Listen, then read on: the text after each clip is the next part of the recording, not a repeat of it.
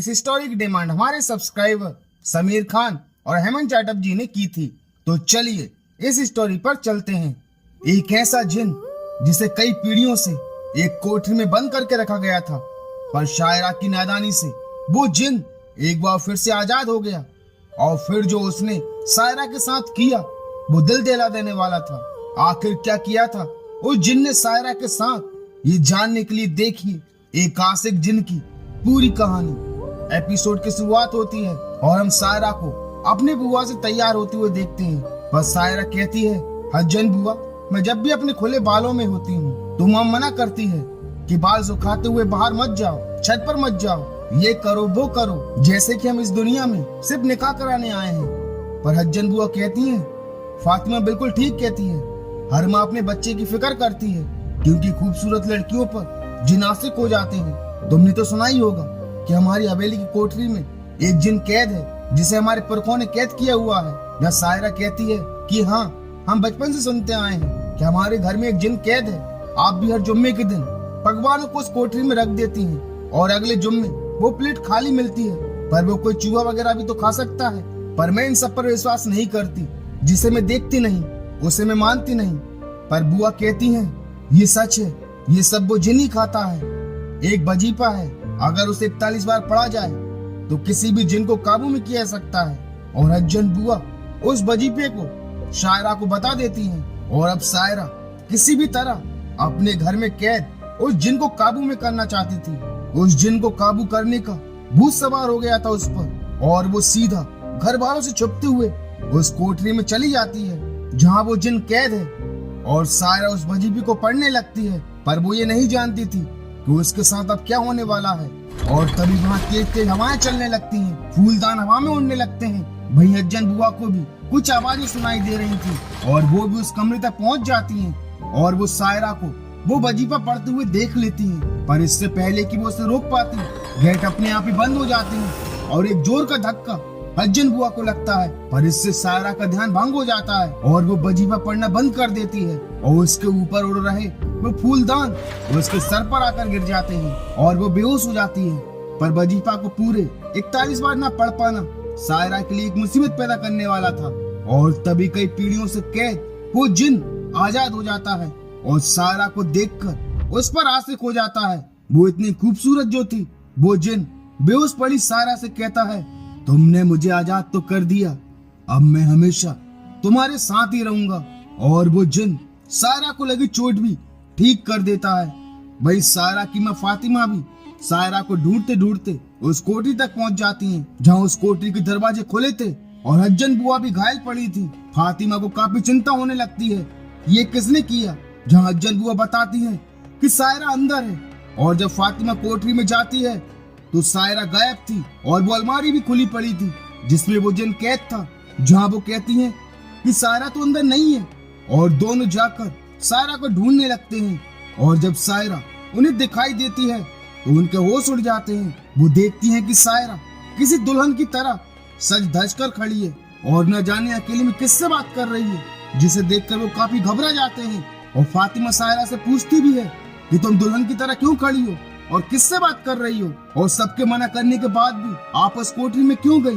पर शायरा उन्हें कोई जवाब नहीं देती क्योंकि वो अब पूरी तरह से उस जिन के बस में आ चुकी थी। और तभी फातिमा शायरा को जोर का थप्पड़ मारती है जो इस जिन को बिल्कुल अच्छा नहीं लगता। ये शायरा अपने मुंह से खून निकालने लगती है, जिसे देखकर फातिमा काफी डर जाती है और शायरा अपने मुंह के खून को शायरा के ऊपर थूक देती है और उस जिन के साथ वहां से चली जाती है। जब दोनों ये देखकर काफी हैरान हो जाते हैं कि शायरा कैसे चल रही है और उन्हें आभास हो जाता है कि कहीं शायरा पर उस जिन का साया तो नहीं पड़ गया। वहीं वो जिन शायरा से कहता है कि तुम अब मेरी हो और मैं तुम्हारा, और हम जल्द ही एक हो जाएंगे और मैं तुम्हें अपनी दुनिया में ले जाऊंगा। और दोनों को बात करते हुए फातिमा और हज्जन बुआ भी देख रही थी। जब शायरा कह रही थी कि मैं भी तुम्हारे साथ रहना चाहती हूँ, मुझे जल्द तो अपने साथ ले चलो। और तभी फातिमा शायरा के कमरे में चली जाती है ये देखने के लिए कि शायरा अकेले में किससे बात कर रही है। पर जब वो कमरे में जाती है तो शायरा थी ही नहीं। और तभी उसे आवाज सुनाई देती है कि हमारी मर्जी के बगैर तो हमारे कमरे में क्यों आई और हमारी निजी जिंदगी में दखल क्यों दे रही हो? और तभी सायरा पलंग के नीचे से बाहर आती है और उस पलंग को हवा में लटका देती है और कहती है कि फातिमा मेरी बात सुन, हमें ना ही किसी से बात करनी है और ना ही किसी के साथ रहना है। अपनी खैरियत चाहते हो तो चले जाओ यहाँ से। और वो जिन फातिमा को हवा में लटका देता है। जो सायरा कहती है कि हम अपनी मर्जी के मालिक हैं फातिमा, जो हम चाहते हैं वही करते हैं और अगर हमारे बीच कोई आया तो मारा जाएगा, अब जा यहाँ से। और फातिमा वहां से भाग जाती है। जहाँ जनबुआ कहती है कि कल हम मौलवी साहब के पास चलेंगे, भैया हमें कुछ रास्ता दिखाएंगे। और अगले दिन दोनों मौलवी साहब से एक ताबीज ले आते हैं सायरा को बांधने के लिए। और उस ताबीज को अजान होते समय ही बांधा जा सकता था, क्योंकि उस वक्त बुरे जिन्नातों की ताकत कम हो जाती है। और अजान के शुरू होते ही दोनों सीधा जाकर सायरा को वो ताबीज बांध देते हैं। जहाँ वो जिन्नात अजान की आवाज सहन नहीं कर पा रहा था और वो वहां से गायब हो जाता है। वहीं उस ताबीज को बांधते ही सायरा भी अपने होश में आ जाती है और कहती है कि माँ मुझे माफ कर दो, मैं दोबारा उस कमरे में नहीं जाऊंगी। मेरे ऊपर उस कमरे में कोई चीज मेरे सर पर आकर गिरी थी और मैं बेहोश हो गई और उसके बाद क्या हुआ मुझे कुछ पता नहीं।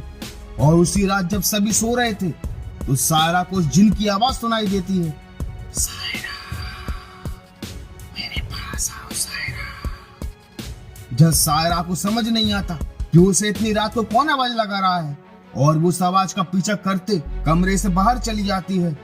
और तभी हज्जन बुआ फातिमा से आकर कहती हैं कि सायरा कहाँ है और दोनों उसे जाकर ढूंढने लगती हैं।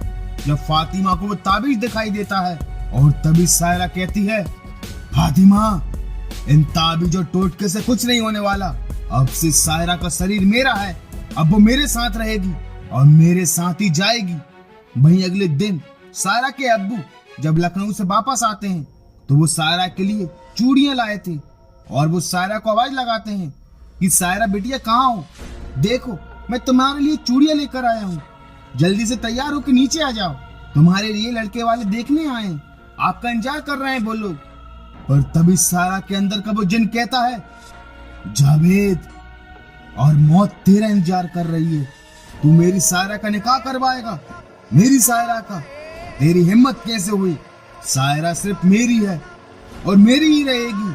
और सायरा का ऐसा रूप देखकर जावेद वहां से भाग जाता है और तभी सायरा सभी के सामने सीढ़ियों की रेलिंग पर से उतरने लगती है, जिसे देखकर लड़के वाले भी काफी डर जाते हैं।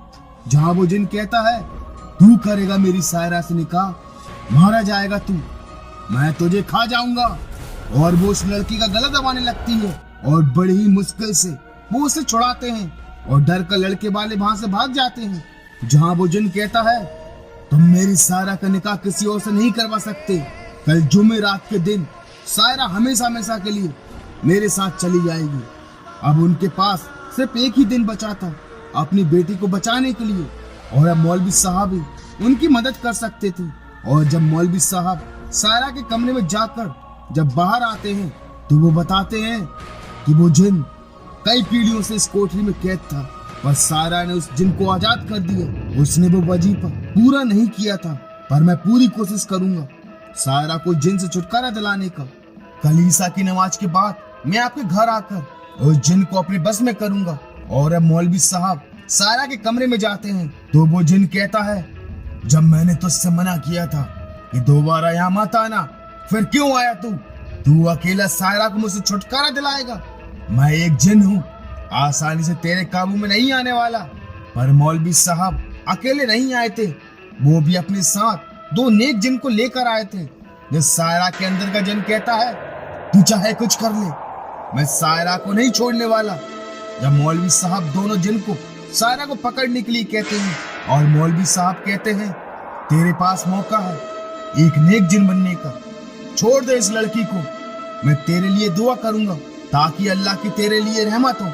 मैं तुझे कैद नहीं आजादी रहने दूंगा, तूने कैद होकर काफी सजा भुगत ली, अगर तू आजाद होना चाहता है तो छोड़ दे इस लड़की को।